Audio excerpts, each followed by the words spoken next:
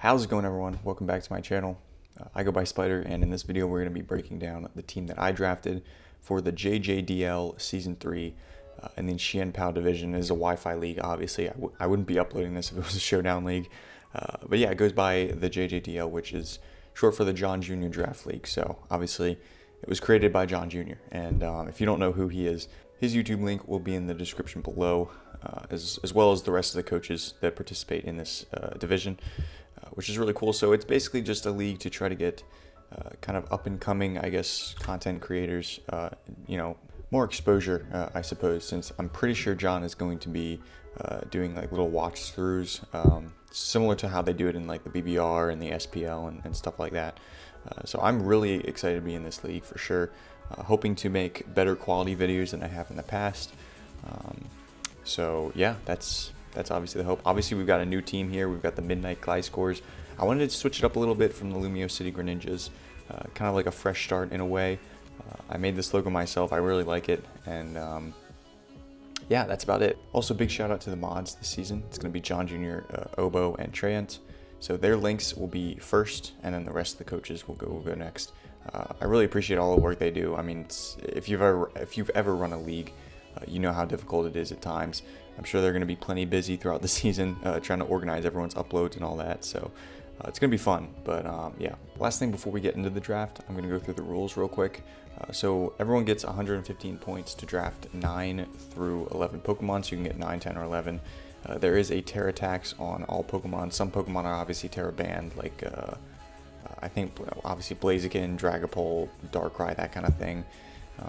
And then other Pokemon had crazy Terra taxes, which is like Superior is like 13 points, but if you choose to Terrasilize it, it's going to be 20 points. Skeledirge is another one, was 13 or 12 even, but if you Terra it, it's going to be 20. Latias was 20, Raging Bolt was 20, and so you have a total of 25 points for your Terra captains. So you can pick 1 Terra captain, you can pick 2, you can pick 3. 3 is the max.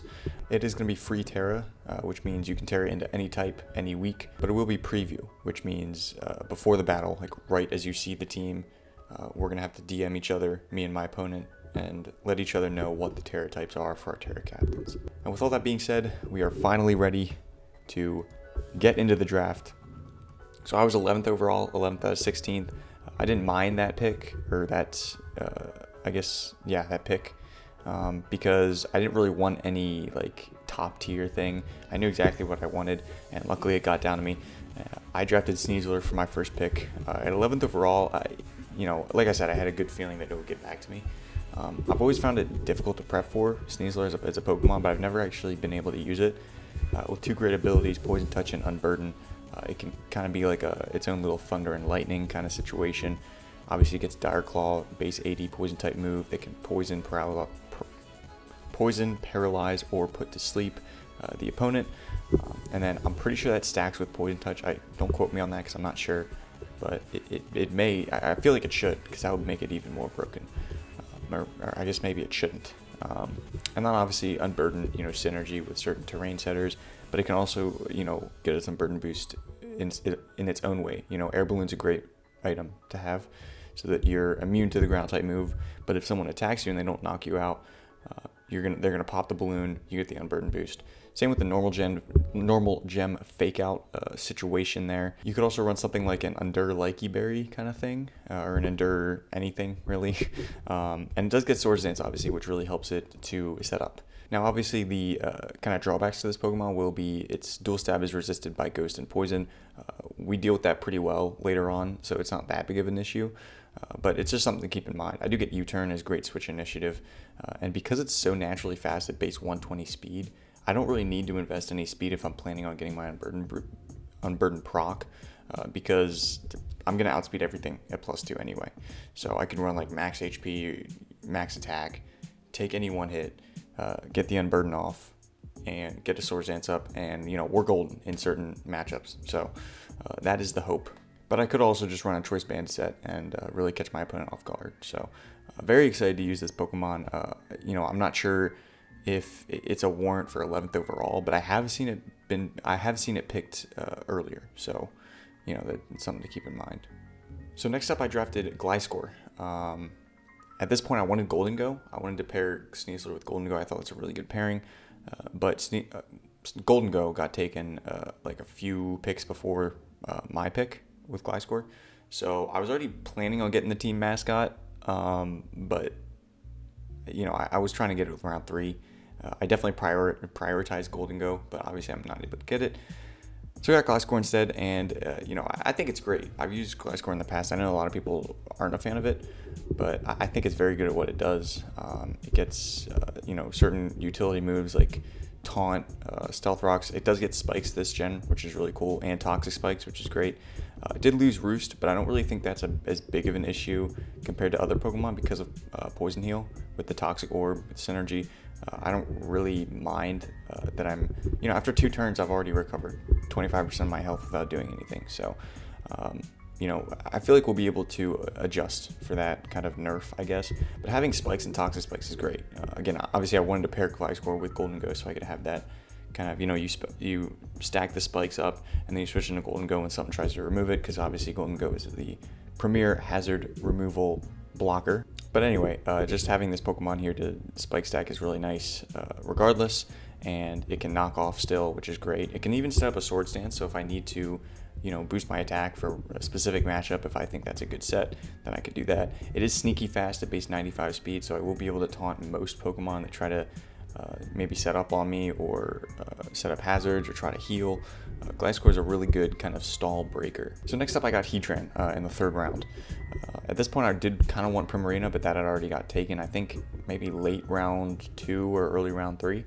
So I kind of had to compensate for that. There really wasn't anything else in the high point tiers that I wanted. I considered Manaphy, opted to not go that route. I considered Baxcalibur just to say screw you to everybody and have Sneasler and Baxcalibur, but I didn't want to have that kind of inner struggle of trying to figure out, you know, who's going to be the captain every, you know, week in and week out, because they're both very good Pokemon.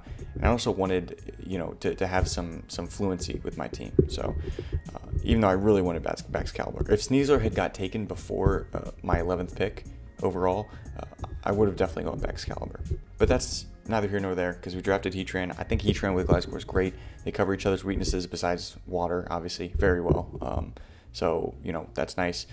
It's a decent, I guess, compensation for Golden Go. It doesn't really do the same thing, but it is a steel type. I feel like I really want a good steel type, and I feel like a lot of people see this Pokemon as defensive because of its abilities and its typing, which is warranted, but it also has a base 130 special attack stat. So if I'm at full health and I'm hitting like Choice Scarf, Modest Eruptions, not many things really want to take that unless your name's like Vaporeon or Arcanine. I don't know.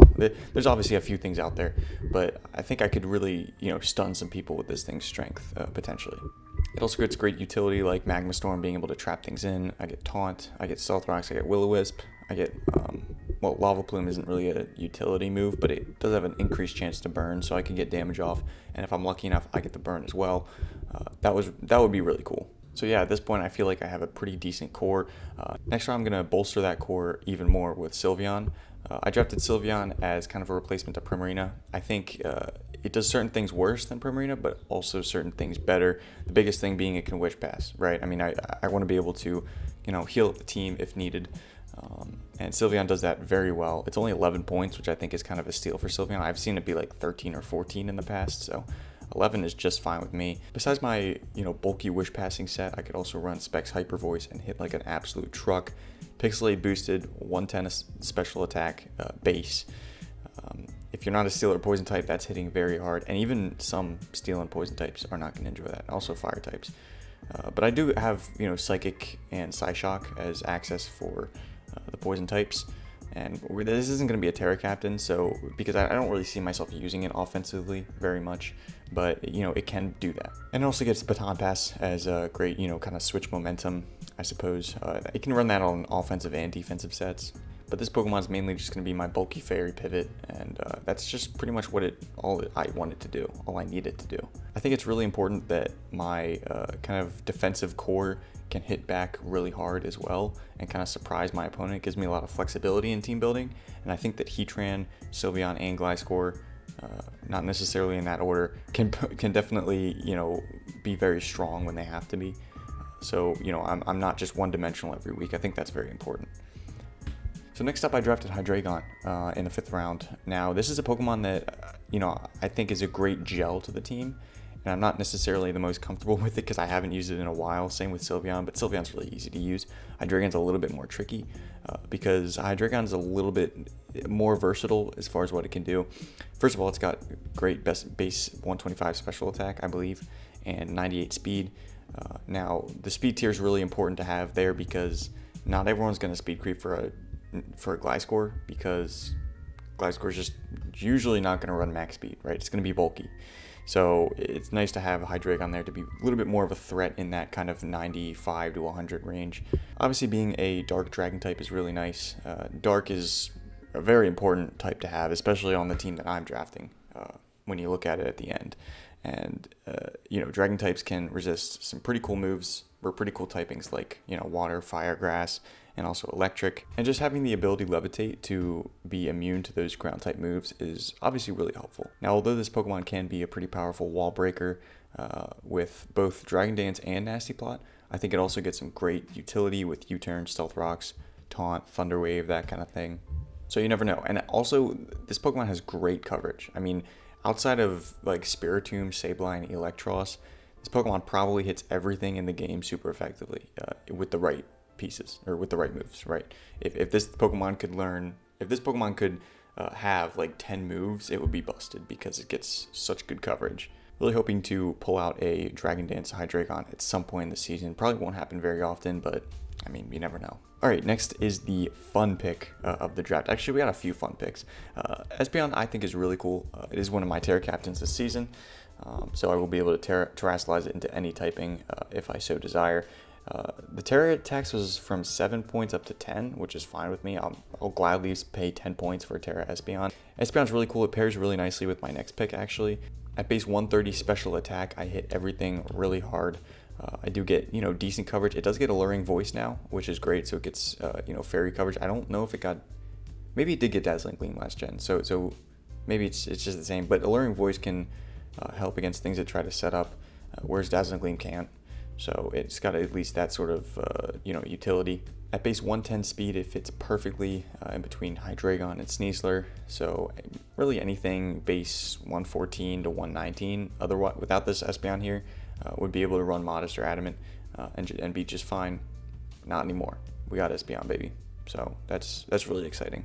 Now, like I said, it does have some pretty unique chemistry with my next pick, but before I get into that, you know, I just think that Espeon is really cool, and I think the flexibility of running any Terra type will really help me do some things. I got some tricks up my sleeve I'm not going to really say here, but I'm very excited to use Espeon this season. Next up, I got Indeedee. So if you don't know, Indeedee gets Psychic Surge, which will put up the Psychic Terrain on switch-in, which is really cool because obviously it has that synergy with Sneasler, being able to proc its Psychic Seed, get the Unburden boost, and then we're good to go with the Special Defense boost, which is really cool. And besides that, I can use either Indeedee. So the Indeedee male version is faster and stronger, but the Indeedee female version is bulkier. So that's something to keep in mind. Also, the male Indeedee gets Expanding Force, and the female Indeedee gets Baton Pass. Those are kind of the biggest differences I noticed when just skimming through it. So with the Psychic Terrain up, if we're able to get Espeon in safely, those Expanding Forces are going to go crazy. I'm really hoping I can prove some people wrong with just my draft in general, because I know that it wasn't the favorite, but I'm very excited to use Indeedee just in general, but also in tandem with Sneasler and Espeon. I didn't want to go the Rillaboom route, because I feel like that's just so mainstream. I wanted to kind of deviate from that a little bit, but I still wanted the terrain, and Indeedee I don't really see used a lot, so I'm really excited to use this Pokemon for sure. So next up, I got Tentacruel. I wanted a Rapid Spinner, and I got Tentacruel because it's a Rapid Spinner. I did actually want Brambleghast, which is kind of funny, and I wanted Serena. Those had both been taken by this point, so Tentacruel is pretty much the best spinner on you know, in the market still that hadn't been picked up. And you know, it's decent for what it does. It's a bulky water. I still don't need it a water type. I do think it gets some pretty interesting moves. It gets like Dazzling Gleam and Giga Drain for coverage. It gets, you know, Haze. It gets Knockoff. Gets Flip Turn, which is really nice. It does get Reflect type as well to change my typing into whatever I'm in front of, which is pretty interesting. It does have base 100 speed, which is kind of cool. I don't think many people are going to speed creep a Tentacruel, and I wouldn't, you know, I wouldn't blame them if they didn't, because I wouldn't either. But it does also get access to Toxic Spikes, which is really helpful. So I think this is just a cool little gadget mon. It's not really going to get a lot of kills, I don't think. It's not going to, you know, take that many hits, I don't think. But it will play a role. You know, it definitely will play a role. This is a Pokemon that, you know, will probably end up coming more than I expected to. So next up, I drafted Noivern. This is actually a Pokemon I dropped in Gray, so we're not going to talk about Noivern itself. We're just going to talk about Mamoswine. I think Terra Mamoswine is awesome. I did end up deciding to terrestrialize it, so we have used pretty much all of our Terra points at this point. We have the 10 from Espeon and the 14 from Mamoswine. Now, Mamoswine was 13 points, and it only costed 1 extra point to terrestrialize it, and I think that's just incredibly valuable. Again, terrestrializing into any type is great. I could Terra Grass to give me a stab Trailblaze. I could Terra Ghost because I don't have a Ghost type on the team to try to spin block things, perhaps. Or I could just terrestrialize Ice or Ground and make my stabs even stronger. This Pokemon is an insane physical wall breaker. It can hit almost everything. It gets, you know, fighting coverage for, you know, pesky Pokemon that want to try to switch into it, I guess. And does get Stealth Rocks and Taunt. So the amount of Taunt users on this team is kind of crazy at this point. And obviously, my team does not have a lot of priority up to this point. It's kind of by design since I have the Psychic Surge with the Indeedee. But Mamoswine is a powerful priority user with Ice Shard. So that's about it. That's all I got to say about Mamoswine. I'm really excited to use Mamoswine. I think it's going to be great. I think it's going to prove, again, just prove a lot of people wrong. Prove me right, hopefully. Last but not least, we drafted Golurk and we replaced it in Grace with Abomasnow. Now, Abomasnow obviously is another Ice type, which is kind of meh if you're not making a snow team. This isn't really a snow team, but I think Abomasnow is pretty good because it is a Grass type. I really wanted a Grass type to be able to resist the Ground type moves still, because I feel like, you know, with 2 Poison types and my Heatran, I wanted just another Pokemon to potentially switch into Earthquakes and whatnot. So Abomasnow is really cool because it can set up the snow on switch in, which can kind of be a deterrent to certain weather teams in this league. And also Abomasnow has some synergy with Mamoswine because of Mamoswine, assuming it's still an Ice type, like I haven't terrestrialized it yet, I will get a defense buff in the snow, which is pretty cool, Abomasnow gets access to some pretty cool coverage moves like Focus Blast, Earthquake. It does get Leech Seed, which is really cool. Another Ice Shard user, which is nice, and Aurora Veil. So if I am able to get the snow up and get an Aurora Veil up with the Light Clay, that could be really nice. Sets up 2 screens at once and could help kind of facilitate my offense. Because it does take, you know, some time to kind of get everything going looking at this team. So just gonna have to be patient, play with some nerve, and you know, just go crazy, right? That's the plan. Like Tentacruel, I see Abomasnow is probably coming to more games than I would expect. For example, I expect it to come to like 2, maybe 3 games.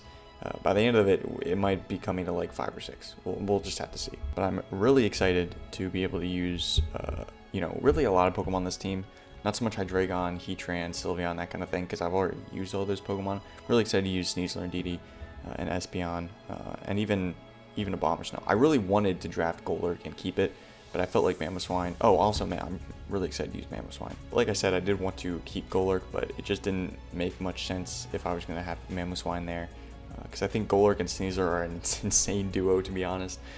But, you know, we dealt with it just fine. Those weaknesses of Sneasler, I think, because Mamoswine plus Hydreigon deal really well with Sneasler's weaknesses, obviously being Poison and Ghost. So that's going to be the team.